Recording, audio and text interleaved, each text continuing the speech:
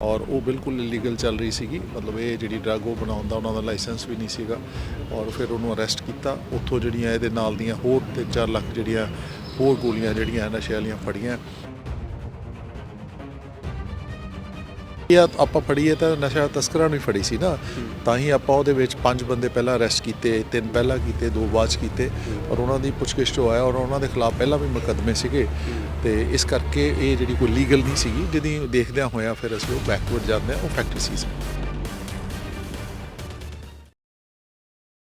Amritsar police ਨੂੰ ਅੱਜ ਵੱਡੀ ਕਾਮਯਾਬੀ ਮਿਲੀ ਜਦੋਂ ਕਿ 4.5 ਲੱਖ ਨਸ਼ੀਲੀ ਗੋਲੀਆਂ ਨੂੰ ਜਿਹੜਾ ਹੈ ਬਰਾਮਦ ਕੀਤਾ ਗਿਆ ਹੈ। ਤਾਂ ਇਹ ਗੋਲੀਆਂ ਜਿਹੜੀਆਂ ਪੰਜਾਬ 'ਚ ਨਹੀਂ ਬਲਕਿ ਦੂਜੇ ਰਾਜਾਂ 'ਚ ਬਣ ਰਹੀਆਂ ਸੀ, ਜਿਹਦੇ ਵਿੱਚ ਕਿ ਇੱਕ ਨਸ਼ੇ ਦੇ ਵੱਡੇ ਟਰੱਕ ਨੂੰ ਪੁਲਿਸ ਨੇ ਫੜਿਆ ਹੈ। ਤਾਂ ਇਸ ਵੱਡੀ ਸਪਲਾਈ ਦੀ ਜਾਣਕਾਰੀ ਉਦੋਂ ਹਾਸਲ ਹੋਈ ਜਦੋਂ ਕਿ ਇੱਕ ਛੋਟੀ ਜੀ ਇੱਕ ਤਸਕਰ ਕੋਲੋਂ ਗੋਲੀਆਂ ਫੜੀਆਂ ਗਈਆਂ। ਤਾਂ ਉਸ ਦੇ ਵਿੱਚ ਖੁਲਾਸਾ ਹੋਇਆ ਕਿ ਇਸ ਮਾਮਲੇ ਦੇ ਵਿੱਚ ਵੱਡੇ ਲੋਕ ਵੀ ਸ਼ਾਮਲ ਨੇ। ਤਸਵੀਰਾਂ ਤੁਹਾਨੂੰ ਦਿਖਾ ਰਹੇ ਹਾਂ ਅੰਮ੍ਰਿਤਸਰ ਪੁਲਿਸ ਲਾਈਨ ਦੀਆਂ ਨੇ।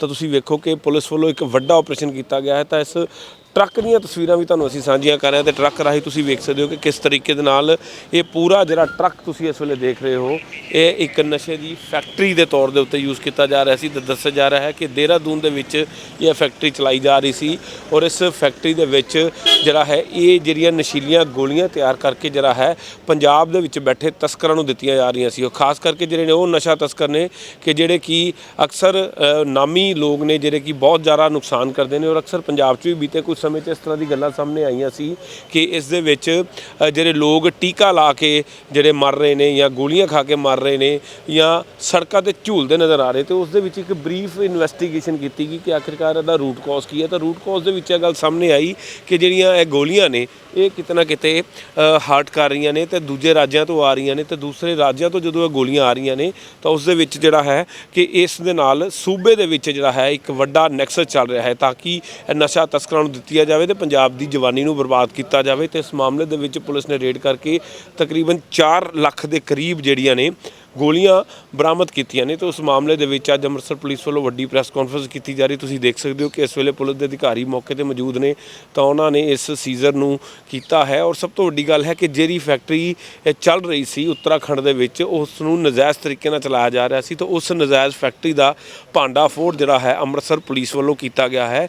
ਤਾਂ ਉਸ ਤੋਂ ਬਾਅਦ ਪੁਲਿਸ ਦਾ ਕੀ ਕਹਿਣਾ ਆਓ ਜਾਣਦੇ ਹਾਂ, ਕਿਉਂਕਿ ਇੱਕ ਵੱਡੀ ਪ੍ਰਾਪਤੀ ਜਿਹੜੀ ਹੈ ਕੀਤੀ ਗਈ ਔਰ ਇੱਕ ਨਵਾਂ ਨੈਕਸਸ ਸਾਹਮਣੇ ਆਇਆ ਹੈ ਕਿ ਕਿਵੇਂ ਜਿਹੜੇ ਤਸਕਰਾਂ ਨੂੰ ਜਿਹੜਾ ਹੈ ਦੂਜੇ ਰਾਜਾਂ 'ਚੋਂ ਨਸ਼ੇ ਦੀ ਸਪਲਾਈ ਕੀਤੀ ਜਾ ਰਹੀ ਹੈ। ਪੁਲਿਸ ਦੀ ਇੱਕ ਬਹੁਤ ਵੱਡੀ ਰਿਕਵਰੀ ਇਸ ਵੇਲੇ ਸਾਹਮਣੇ ਆ ਰਹੀ ਹੈ ਕਿਉਂਕਿ ਇੱਕ ਨਵਾਂ ਨੈਟਵਰਕ ਸਾਹਮਣੇ ਆਇਆ ਹੈ ਕਿ ਜਿੱਥੇ ਕਿ ਦੂਜੇ ਰਾਜਾਂ ਦੇ ਵਿੱਚੋਂ ਇੱਕ ਨਸ਼ੇ ਦਾ ਕਾਰੋਬਾਰ ਵੱਡਾ ਚੱਲ ਰਿਹਾ ਸੀ। ਤੇ ਸਾਡੇ ਨਾਲ ਸੀਪੀ ਸਾਹਿਬ ਮੌਜੂਦ ਨੇ।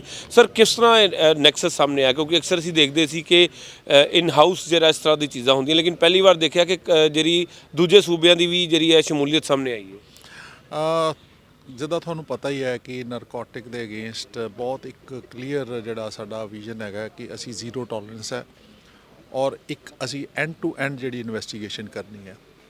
ਪਿਛਲੇ ਦਿਨਾਂ ਦੇ ਵਿੱਚ ਕੁਝ ਜਿਹੜਾ ਫਾਰਮਾਂ ਜਿਹੜੇ ਡਰੱਗ ਸੀਗੇ ਉਹ ਫੜੀਆਂ ਗਈਆਂ। 17 ਤਰੀਕ ਨੂੰ ਫੜਿਆ ਗਿਆ, ਫਿਰ 21 ਤਰੀਕ ਨੂੰ ਲਗਭਗ 40,000 ਜਿਹੜੀਆਂ ਇਹੋ ਜਿਹੀਆਂ ਜਿਹੜੀਆਂ ਨਸ਼ੇ ਦੀਆਂ ਗੋਲੀਆਂ ਵਗੈਰਾ ਸੀ ਮਿਲੀਆਂ ਸੀਗੀਆਂ। ਅਸੀਂ ਉਹਨੂੰ ਫਿਰ ਪੂਰੀ ਇਨਵੈਸਟੀਗੇਸ਼ਨ ਉਹਦੇ ਜੜ ਤੱਕ ਜਾਣ ਲਈ ਬੈਕਵਰਡ ਇਨਵੈਸਟੀਗੇਸ਼ਨ ਕੀਤੀ ਔਰ ਉਸ ਇਨਵੈਸਟੀਗੇਸ਼ਨ ਦੇ ਵਿੱਚ ਇਹ ਸਾਹਮਣੇ ਆਇਆ ਵੀ ਜਿਹੜੀਆਂ ਮੈਨੂਫੈਕਚਰਿੰਗ ਇੱਕ ਉੱਥੋਂ ਬਾਹਰਲੇ ਸੂਬੇ ਤੋਂ ਹੁੰਦੀ ਹੈ।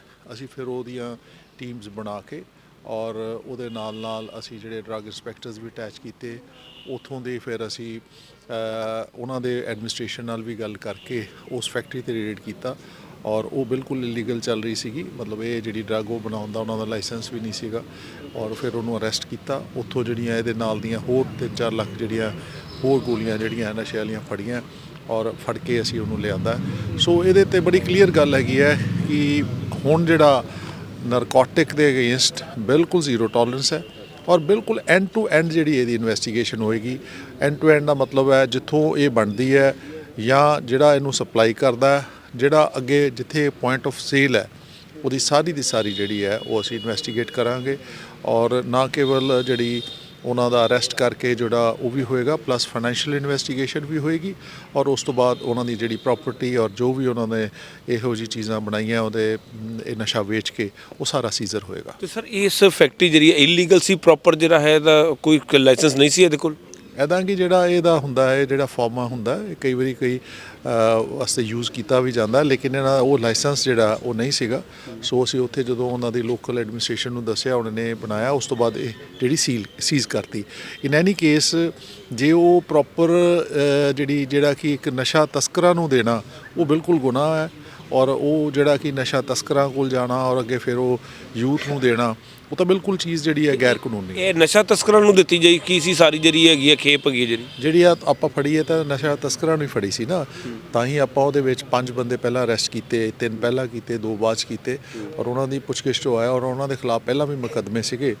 ਤੇ ਇਸ ਕਰਕੇ ਇਹ ਜਿਹੜੀ ਕੋਈ ਲੀਗਲ ਨਹੀਂ ਸੀਗੀ, ਜਿਹਦੀ ਦੇਖਦਿਆਂ ਹੋਇਆ ਫਿਰ ਅਸੀਂ ਉਹ ਬੈਕਵਰਡ ਜਾਂਦੇ ਹਾਂ, ਉਹ ਫੈਕਟਰੀ ਸੀਜ਼ ਕੀਤੀ ਹੈ। ਤੇ ਸਰ ਹੋਰ ਵੀ ਦੇਸ਼ 'ਚ ਬਹੁਤ ਸਾਰੇ ਐਸੇ ਯੂਨਿਟ ਚੱਲ ਰਹੇ ਨੇ, ਕਿਉਂਕਿ ਅਗਰ ਇੱਕ ਤਾਂ ਇੱਕ ਯੂਨਿਟ ਦਾ ਪਰਦਾਫਾਸ਼ ਹੋਇਆ ਤਾਂ ਬਾਕੀ ਬਹੁਤ ਸਾਰੇ ਯੂਨਿਟ ਨੇ ਜਿਹੜੇ ਇਸ ਤਰ੍ਹਾਂ ਕੇ ਚੱਲ ਰਹੇ ਨੇ, ਉਹਨਾਂ ਵਾਸਤੇ ਕੀ ਕਰਨ ਜਾ ਰਹੇ? ਦੇਖੋ, ਜਿਹੜੀ ਕੋਈ ਇਹੋ ਜਿਹਾ ਨਸ਼ਾ ਤਸਕਰਾਂ ਕੋਲ ਜਾਏਗੀ, ਜਿਹੜਾ ਕਿ ਅਸੀਂ ਉਹਨਾਂ ਦੇ ਬਿਲਕੁਲ ਸਖਤ ਕਾਰਵਾਈ ਕਰਾਂਗੇ ਔਰ ਉਹਨਾਂ ਦਾ ਜਿਹੜਾ ਹੈਗਾ ਪਰਦਾਫਾਸ਼ ਵੀ ਕਰਾਂਗੇ ਔਰ ਉਹਨੂੰ ਸੀਜ਼ ਵੀ ਕਰਾਵਾਂਗੇ। ਸਰ ਇਹ ਜਿਹੜੀ ਗੋਲੀ ਕਿਸ ਵਾਸਤੇ ਇਸਤੇਮਾਲ ਕੀਤੀ ਜਾਂਦੀ ਜਿਹੜੀ ਫੜੀਆਂ ਗਈ? ਤਾਂ ਤੁਹਾਨੂੰ ਪਤਾ ਹੀ ਹੈ, ਜਿਹੜਾ ਨਸ਼ਾ ਕਰਨ ਵਾਸਤੇ ਕਈ ਵਾਰੀ ਜਿਹੜਾ ਹੈ ਚੀਪ ਨਸ਼ਾ ਇਹਨੂੰ ਕਹਿ ਦਿੰਦੇ ਨੇ, ਕਈ ਵਾਰੀ ਇਹ ਗੋਲੀਆਂ ਪੀ ਕੇ ਆਪਣਾ ਇੰਜੈਕਸ਼ਨ ਲਾ ਦਿੰਦੇ, ਆਪਾਂ ਪਹਿਲਾਂ ਵੀ ਦੱਸਿਆ ਸੀਗਾ।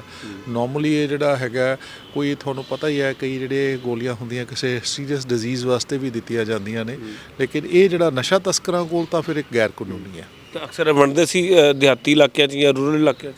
ਦੇਖੋ, ਆਪਾਂ ਤਾਂ ਜਿਹੜੇ ਆ ਫੜਿਆ ਉਹਨੂੰ ਬੈਕ ਟਰੈਕ ਕਰਕੇ ਹੀ ਲਿਆਂਦਾ, ਬਾਕੀ ਸਾਰੀਆਂ ਚੀਜ਼ਾਂ ਇਨਵੈਸਟੀਗੇਸ਼ਨ 'ਚ। ਹੋਰ ਵੀ ਵੱਡੇ ਨਾਮ ਹੋ ਸਕਦੇ ਨੇ ਜੀ ਇਹਦੇ ਵਿੱਚ? ਦੇਖੋ, ਸਾਰੀਆਂ ਚੀਜ਼ਾਂ ਇਨਵੈਸਟੀਗੇਸ਼ਨ ਤੋਂ ਬਾਅਦ ਪਤਾ ਲੱਗਾ। ਬਹੁਤ ਅੱਛੀ ਰਿਕਵਰੀ ਸਮਝਦੇ ਹੋ ਕਿ ਕੁਝ ਫਰਕ ਪਏਗਾ ਜਿਹੜਾ ਮੈਡੀਕਲ ਨਸ਼ੇ ਦੀ ਅਸੀਂ ਗੱਲ ਕਰ ਰਹੇ ਸੀ, ਫਾਰਮਾ ਨਸ਼ੇ ਦੀ? ਦੇਖੋ, ਇਹ ਹਫਤੇ 10 ਦਿਨਾਂ ਦੇ ਵਿੱਚ 4 ਲੱਖ ਤੋਂ ਪਲੱਸ ਜਿਹੜੀਆਂ ਇਹ ਨਸ਼ਾ ਫੜਿਆ ਗਿਆ ਹੈਗਾ ਔਰ ਉਹਦੇ ਐਂਡ ਟੂ ਐਂਡ ਰਿਜ਼ਲਟ ਕੱਢਿਆ ਗਿਆ, ਜਿੱਥੋਂ ਮੈਨੂਫੈਕਚਰਰਸ ਦੀ ਅਸੀਂ ਉਹਨਾਂ ਨੂੰ ਵੀ ਅਰੈਸਟ ਕੀਤਾ। ਇੱਕ ਵੱਡੀ ਉਪਲਬਧੀ ਕਿਹਾ ਜਾ ਸਕਦਾ ਹੈ।